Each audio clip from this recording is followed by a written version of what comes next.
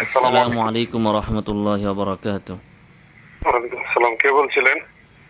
হুজুর, আমি আপনার ভিডিওগুলো দেখি, তো একটা বিষয় জানার জন্য আর কি ফোন দিয়েছি। আপনি বলেছিলেন যে কে সাহাবায়ে বলছেন কেরাম। জিজ্ঞাসা করছি। আমি রাকিবুল ইসলাম আমার নাম। আপনি ফোন দিয়ে দিয়ে এই যে ভিডিও বানান, আপনি সে বলছিলেন? ফোন দিয়ে দিয়ে তো ভিডিও বানাই না আমি, তো যারা আমার কাছে ফোন দিয়ে না, ভিডিও। আপনার যদি কোনো কিছু বোঝার থাকে, জি কোনো কিছু বুঝতে না, চান, আমরা একটা সময় বিষয় দিব। যে আমাদের কাছে আসেন, একটু বসেন। শায়েখ, মানে আমরা একটা সময় বিষয় না, দিব, আমার শুনেন। কোনো বাস না হুজুর, আমরা আমি একটা শুনেন, নির্দিষ্ট আমার সাথে বিষয়। আপনি হজরত বসেন, সময় নির্দিষ্ট দিব, আপনি বলেছেন আপনাকে যে ইমাম সহযোগিতা বুখারীর করব। আদাবুল মুফরাদে উনি কোথায় বলেছেন যে সাহাবায়ে কেরাম। ফোন কেটে দিছে জিহাদি সাহেব, বেগে গেল, জিহাদি ভাগলো। সালাম শায়েখ, আদাবুল মুফরাদ ইমাম বুখারী কোথায় এই কথাটা বলেছেন যে আপনি যদি বাৎসরিকভাবে কোনো কিছু সাহাবায়ে বুঝতে কেরাম চান, জন্ম আপনি দিবস আমার উদযাপন কাছে করতে? আসেন, শুনেন। শায়েখ, আমি তো কথা বাহাস শুনেন। করতেছি না, আপনি হাদিস নাম্বারটা আপনি বলেন। কথা শুনেন। শায়েখ, আপনি শুনেন। হাদিস নাম্বারটা যদি একটু বারবার প্লিজ আপনি কথা না, আপনি অনুগ্রহপূর্বক কথা বলেন। শুনেন। জি বলেন।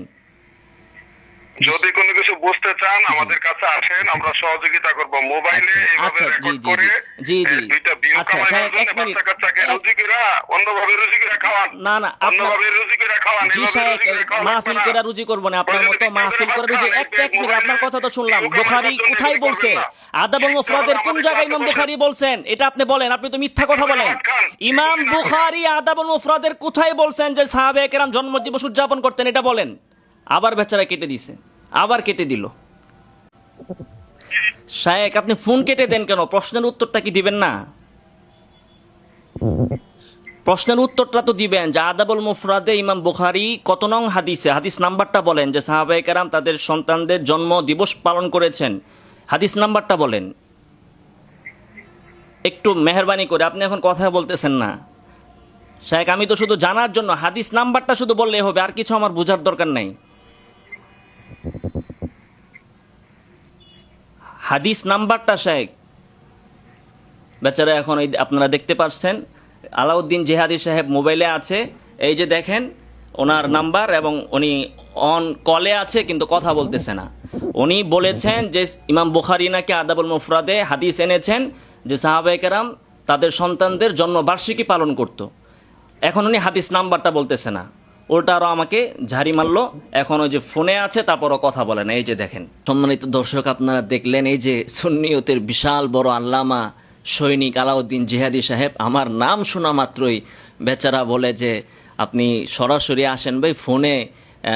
উনি ফোন কেটে দিল। এরপরে এই লোককে আমি আজকে যে বিষয়টা জানার জন্য ফোন দিয়েছিলাম সেটা হচ্ছে, এই লোক সম্প্রতি একটা ভিডিওতে বলেছে যে ইমাম বুখারী আদাবুল মুফরাদে নাকি একটি হাদিস উল্লেখ করেছেন যেখানে আছে যে সাহাবায়ে কেরাম তারা তাদের সন্তান জন্মগ্রহণ করার পর বাৎসরিকভাবে জন্মদিবস পালন করতেন। অতএব জন্মদিন উদযাপন করা এটা সুন্নতে সাহাবা, অতএব রাসূল সাল্লাল্লাহু আলাইহি সাল্লামের জন্মদিন পালন করাটাও সুন্নত।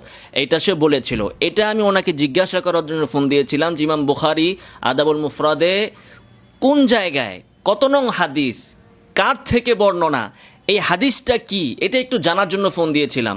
উনি ওনার ভিডিওতে হাদিসের নাম টাম বলে না, শুধু বলে যে ইমাম বুখারী আদাবুল মুফরাদে বলছে যে সাহাবায়ে কেরাম তাদের সন্তান জন্ম হলে তারা এরকম বাৎসরিকভাবে, স্পষ্ট ভাষায় সেইভাবে বলতেছে, বাৎসরিকভাবে জন্মদিবস পালন করতেন।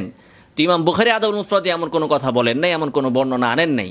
সে হাদিসের নামও বলে না, বর্ণনাকারীও বলে না, হাদিসটাও বলে না। তো সেটা জানার জন্য আজকে ফোন দিলাম, উনি ফোনটা কেটে দিল।